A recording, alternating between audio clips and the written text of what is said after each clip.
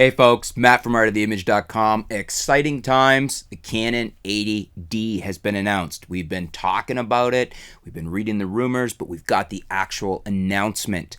I've gone over everything I could find about the Canon 80D with a fine-tooth comb, and I found 7 things. The 7 things that excite me the most, the 7 most important features, the 7 biggest updates to the 70D that are in the 80D. So I want to share them with you. First and foremost, the 24 megapixel sensor. We're basically inheriting this from the T6i and the T6s, but is a welcome jump up in megapixels from the older 18 megapixel sensors, and the 70D I think had a 20 in it. But still, we're getting more resolution. More resolution is always welcome if we're not paying any additional penalty. You know, if all else is equal, that the ISO performance is still good and whatnot.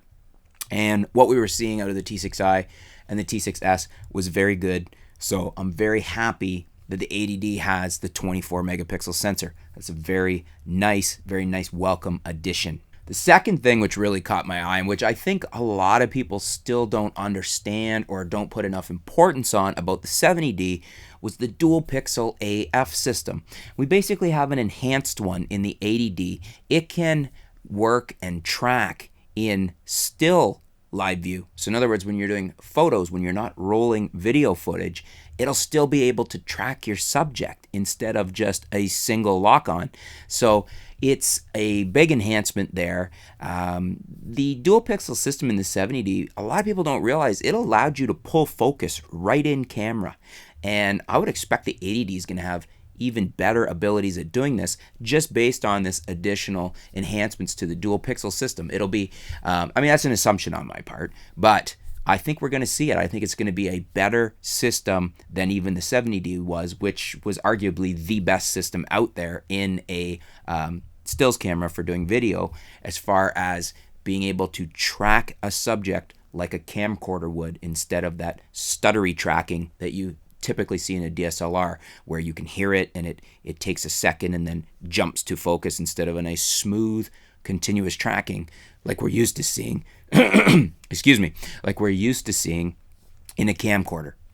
The third thing that caught my eye is the new metering sensor, and it's inherited this from the T6i and the T6s, but it's basically got its own dedicated separate sensor for metering.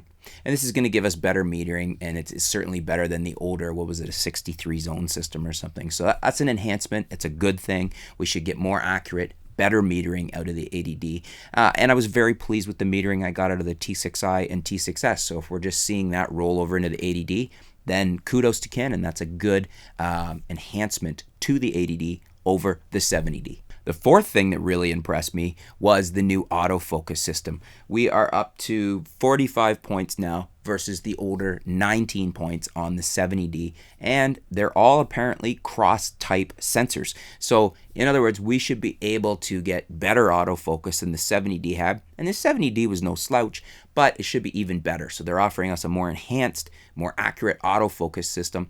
And the other big thing to point out here is that in low light conditions, it's now rated to -3 EV, and I believe we were at, I don't know if I had that written down, we were at negative 0.5, I believe it was, so like a negative half EV before. So we're seeing like 2.5 stops of enhancement for low light focus on the 80D. So that'll be really nice to have, you know, when you're in low light situations, that you'll be able to focus in dimmer lighting. So big bonus there, big positive on the 80D over the 70D. Fifth thing that caught my eye was the addition of NFC, near field communications.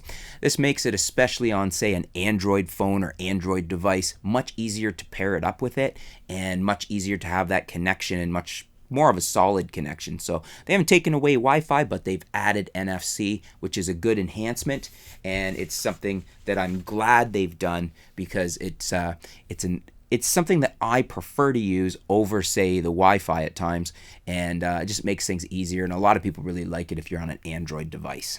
Number 6 would be the new kit lens, the new Canon 18-135, and this is a new, what are they calling it, a new nano USM. I just wanted to make sure I got the term right.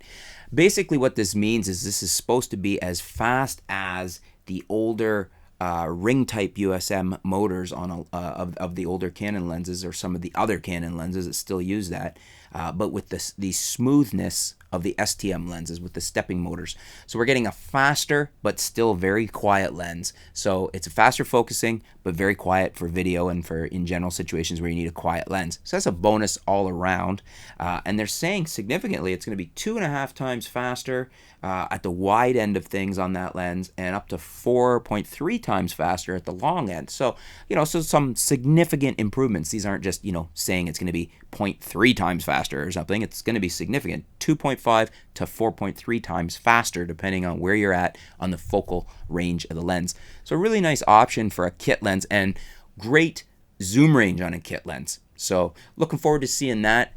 Typically a lens like that is pretty decent performer, so I would expect it's pretty sharp. It's just not a fast lens. It's a 3.5 to 5.6. So, but should perform pretty well. Looking forward to seeing that in action.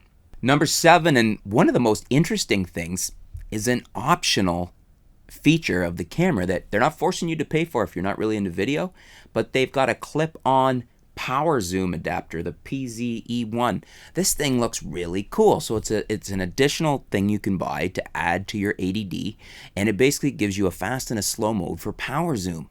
So really neat. So if you're into video, it gives you a stock option, an OEM option from Canon to clip on to the lens, and allows you to power zoom. And it's giving us 2 modes, a fast mode, and I think it says 2.4 to 14 seconds from one end of the lens to the other, one extreme to the other of the lens, or 9.5 to 14 seconds if you're going in slow mode. So this is a welcome feature. It's things that they're bringing us that we can automate now, which we used to have to do manually with various additional gear. Now you can buy it as a Canon piece of equipment, an add-on, goes with your 80D, clips on, and gives you some really cool features for doing video. So that's my 7 things that were the most interesting to me, that jumped out the most, that are the enhancements, the new features of the 80D that were not on the 70D, that are better than the 70D. Reasons you might want to upgrade, reasons right now you might want to consider the 80D over the 70D. You'll probably be able to get the 70D at a better price, but these are reasons you might want to buy the 80D, whether it's an upgrade or just in lieu of the 70D. What do you guys think? Do you agree with my top 7? Is there something I've missed that you think is very significant? Is there something in the top 7 that means nothing to you? Leave some comments below. Let's discuss the 80D. I think it's a good entry from Canon. I think it's a good spot in the lineup. There are a couple things anyways, that I feel it's missing. We'll get to that in another video. But let's talk about these 7 features. Any I might have left out, any you think I should have left out, leave them in the comments below. Thanks for tuning in. Stay tuned. We'll be back soon here at artoftheimage.com.